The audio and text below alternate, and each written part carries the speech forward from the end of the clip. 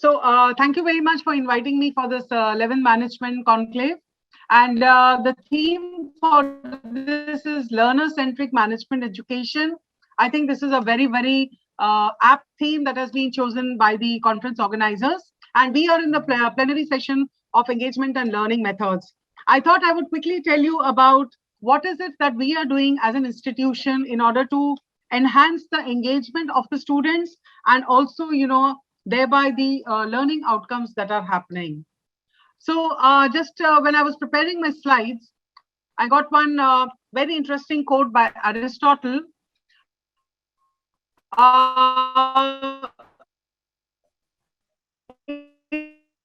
It says that it is the mark of an educated mind to be able to entertain a thought without accepting. And I thought it was very relevant even today. I think what we are observing in the education field is a lot about rote learning and is all about, the race for getting good marks and things like that. But honestly, I think all of us should also try. The thing is that what is the purpose of education? Is it just to rote learn, to reproduce in the exam and to get some marks? Or is it also to, to have some thinking about what are the things that are being presented to us? What are the theories that are being told to us in the class? And I think that those type of discussions are very important. And today, unless we engage our students in these discussions and in these classroom debates, I have my doubts if the takeaway from the classroom is going to be a little better than what is happening today. I think today the environment that we have is something which is really, we always talk about the VUCA world and about Black Swan events and all. But today, I think in the last 1.5 to 2 years, what we have really seen is these are actually the examples of VUCA world, and it requires a great amount of so this is what, as I was preparing my slides for this panel discussion, so I came across this quote by Aristotle, and it says about the mark of an educated mind, and that is to be able to entertain a thought without accepting it. That means what actually is being said is that, there should be a environment of debate and discussion in the class, and it should not, the purpose of education is not just to mug and to reproduce in the exam to get marks and things like that. So if we see, actually, we see today's environment with all the VUCA world and the Black Swan events, I think what's really required is critical thinking. We have to evaluate, we have to think on our feet, we have to have very good powers of observation. And that's where I thought this Bloom's taxonomy, which talks about higher order thinking skills. I think if we want our engagement and learning methods to change, as especially as institutions in higher education, that's we are in the management education, I think a lot of focus of our education should be on analyzing. That is what we should bring to the class. We should bring some thoughts, some case studies to the class, and then let the students analyze it, evaluate it, and encourage a lot of creative thinking. We should also tell them of how these things, all the concepts can be applied, and what are the different connections that can be established between these, the various thinking and the theories. So as institutions of higher education, I think the focus should be on higher order thinking skills.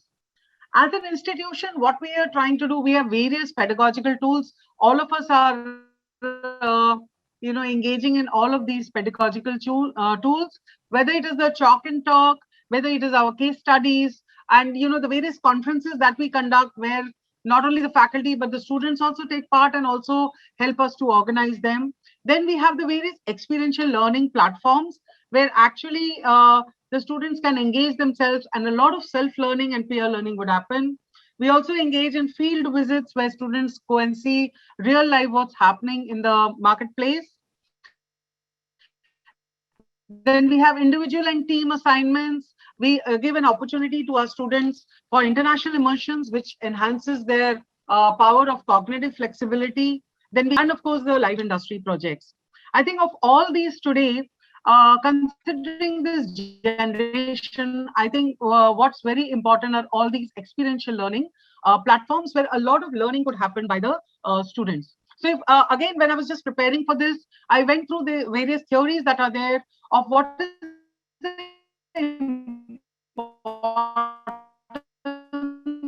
of engagement and learning. of experiential learning theory, and where a concrete experience gets initiated. It demands a lot of reflection, review, and perspective taking, talking about the experience. And then, of course, there's a lot of abstract thinking to reach some conclusions and conceptualize the meaning of the entire experience, ultimately leading to a decision to act, to engage in active experimentation and trying out what we've learned.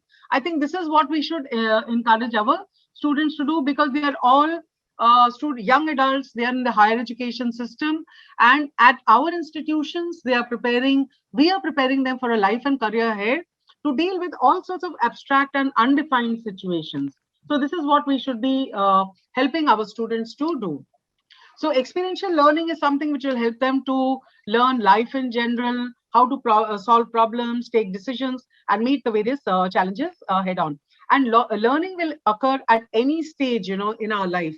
And this experiential learning will support our students, and thereby it will improve their thinking, their performance, and ultimately the various outcomes.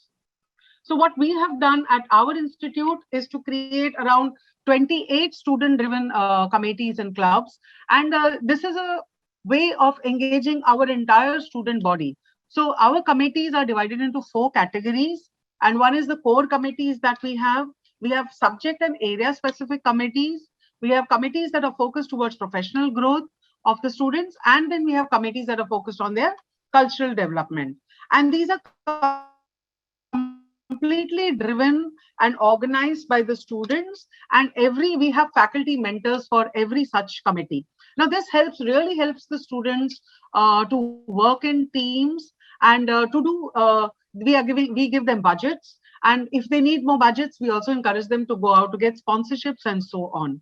And this gives them on a real-time basis, they get a feel of how it would be to plan and prepare for the real world out there. And I think that those students who are engaged in such activities, I think they are better prepared for facing interviews and the real world situation.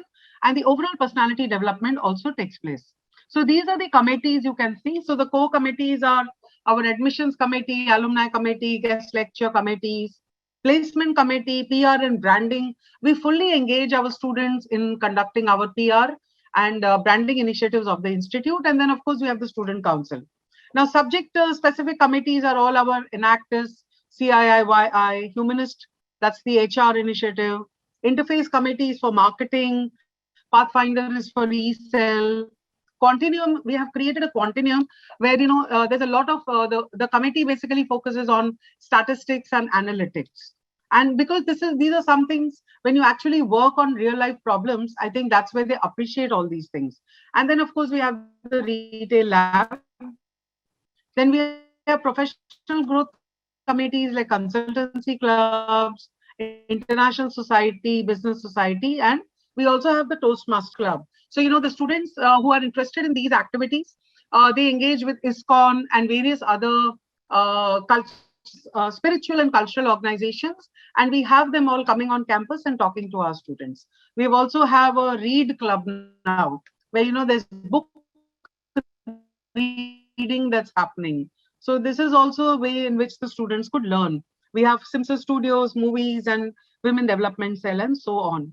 So these are the various things, that we are doing on a continuous basis. And it really is a great platform where a lot of student learning and engagement actually takes place.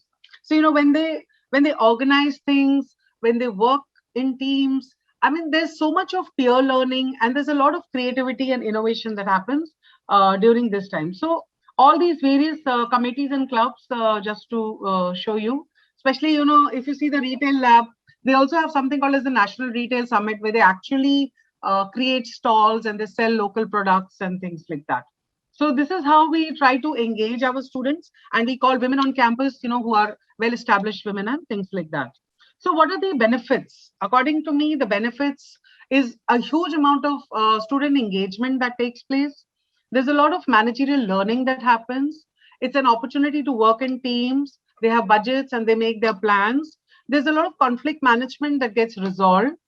And also keeping the overall objectives of the activities, they work accordingly. And they convert, actually, I've seen a lot of students, they convert these learning opportunities also into some sort of entrepreneurial opportunities. And there's a lot of hands-on experience that they get, and it is very helpful when they join the corporate world. The limitations is, of course, the time limit, because of the academic schedules. And many students cannot take part in multiple activities. Otherwise, there's a time crunch. Budgetary constraints, of course, beyond the point, what are the budgets? They have to then look for sponsorships. And according to me, a big problem area, rather a challenge area, is evaluating and grading of experiential learning activities is a challenge, because most of them are all extracurricular activities. They are not part of their, the mainstream academic performance and all that. So I think this is one thing, but I know that our students really enjoy taking part in all these activities, and it really is a platform where they can realize their full potential. So ultimately, the outcomes are integration of thoughts and ideas, ideation of new opportunities. They get an opportunity to plan an investment of their finances, implementation of maybe some entrepreneurial ideas. Ultimately, it is development of the main I, and that is the self. So self-development while working in teams in order to prepare for the real world situations for their personal and professional lives. So this is my take as far as the engagement and learning methods is concerned. So at our institute, as I told you, we really endeavor to focus on these experiential and learning methods. Monica, I'm sorry to interrupt you. You have to wind up in These 1 minute, platforms please. where they can really engage themselves. I've Monica, already sorry to wound up. interrupt you. I've already wound up. Yeah, thank you. No, that's fine. So that was my last slide, and just thank you.